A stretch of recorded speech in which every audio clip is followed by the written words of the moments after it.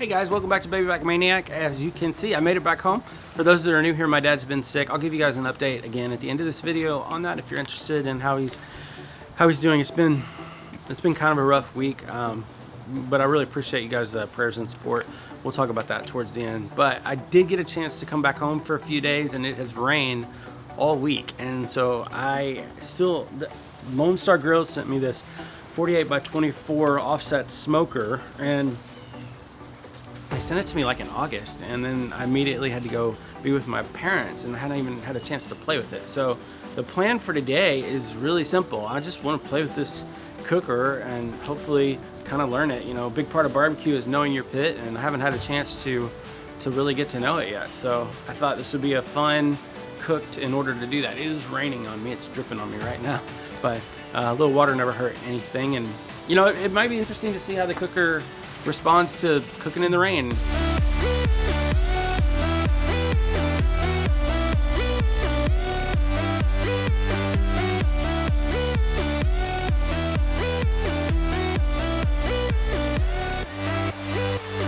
Alright guys, I've got my spare ribs all seasoned up, as you can see here. All I've done to these is take off the membrane on the back, and then I've applied this Love Meat Tender all-purpose rub by Pitmaster Harry Soo. What?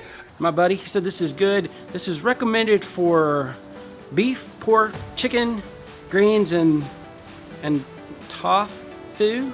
I don't know, it must be some sort of breed of pork we don't have around here. I don't know.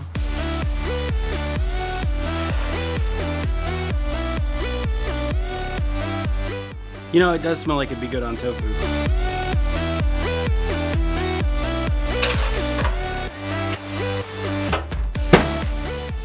All right, I'm gonna give this about 5 hours. We'll come back and see what we've got.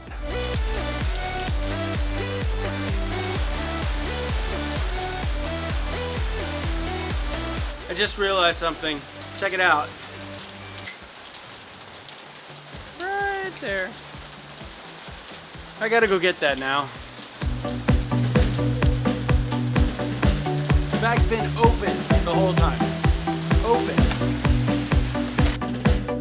Okay, so it's been about 2 hours. I thought we'd give this a check. A little spritz. This is just apple cider vinegar. That's all I'm using today.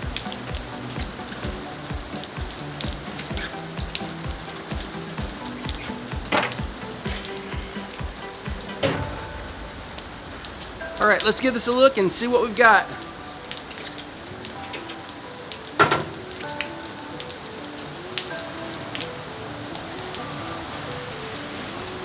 All right, I'm gonna sprit these.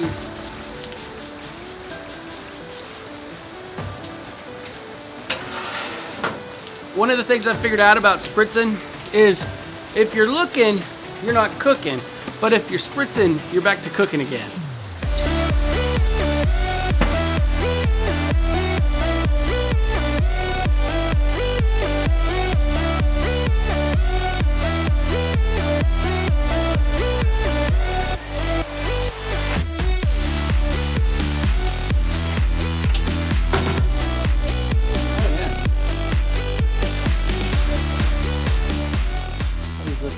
Good. Those look good. The bark is not quite set yet, so I need to speed up this cook. So I'm gonna raise the temps in the cooker, and in the next probably 30 minutes or an hour, I'll wrap them if they're not cooking any faster, and then we'll go from there.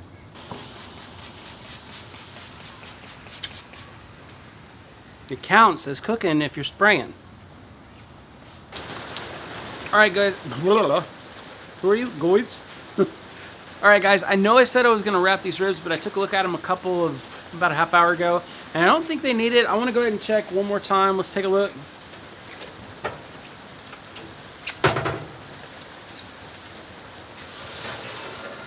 Yeah, baby. Yeah, these look good. You can kind of see, I don't know if you can see this, you can kind of see, focus on the ribs, baby. Nope, not gonna do it. All right, I'll get you in here.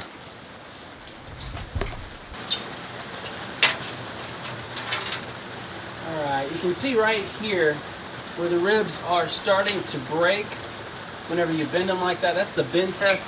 They're about ready. So I think I'm just gonna go ahead and sauce these up. Now, one thing that's interesting here is I never move these. Like normally I will move them around in the cooker to make sure they all cook evenly, but I never did that this time. And it doesn't look like they needed it. It's pretty even. In fact, it was actually a little bit cooler on the firebox side by about 20 degrees. So I may need to spread out my tuning plates a little bit, but actually I'm not too upset about that. I think I can live with that. I feel like with all this metal on this side of the cooker, I don't know if you can see that.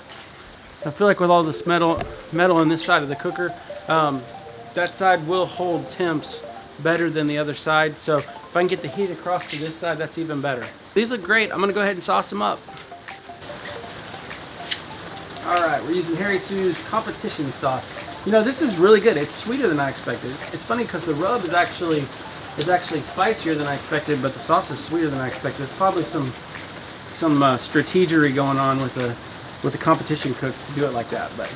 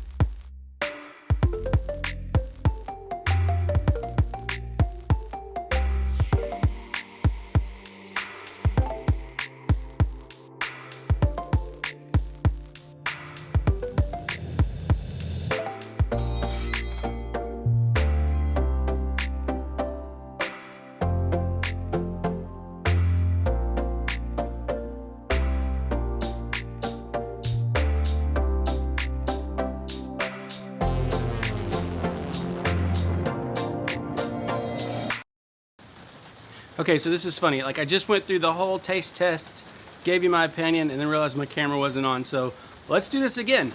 And yes, I'm doing the taste test outside. I figure it rained all day. You know, it was kind of stressful, not stressful. It's just, it wasn't as laid back as I was hoping for, but I sure did enjoy cooking, being home, enjoying time, enjoying this new pit. This was cool. But let me pretend like I'm tasting this for the first time.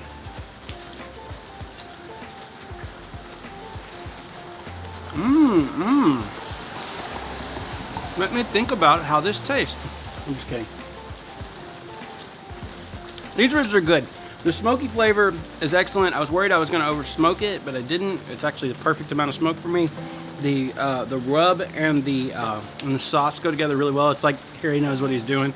I would, if I had more time, I would have left it on the cooker longer. The texture could be a little more tender, but again, I ran out of time. You know, my family's got to eat. But these are, other than that, these are good. These look good. I mean, for backyard ribs, which I did, you know, these look good. I don't think anyone I hand these to is gonna complain. So, anyways, thanks for watching, guys. I really appreciate it. I love you guys. If you would subscribe, that'd be great. I gotta work on that. Would subscribe, you know, smash that like button or something. I don't know. Whatever. I'm glad you're here. If you're more interested in information, or if you're interested in information on my dad and how he's doing, I'll talk about that a little bit right after this. And for the rest of you guys, thanks for watching. I'm really glad you're here, and love you guys, and I'll see you in the next one.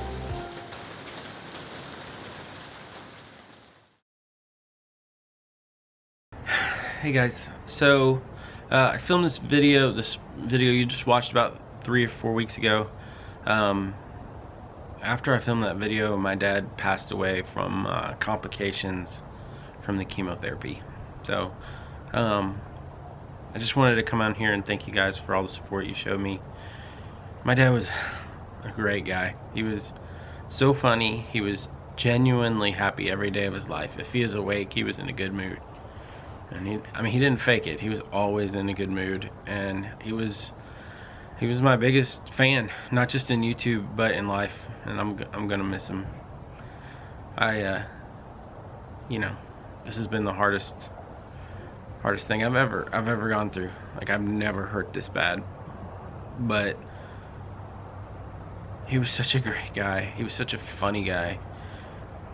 He loved me so much, and I'm so proud to be his son. It helps a lot. He was a man, you know, he wasn't your stereotypical religious guy, but he was a Christian who loved God, and he showed that by serving other people. Like, he had a knack for when people were hurting. He could come along beside them and say something to cheer you up. He was kind of like a non-medical Patch Adams in that regard. Like, I don't know if you've seen that movie, but he just had a way of knowing when people were hurting and making them smile. And I'm just gonna miss him.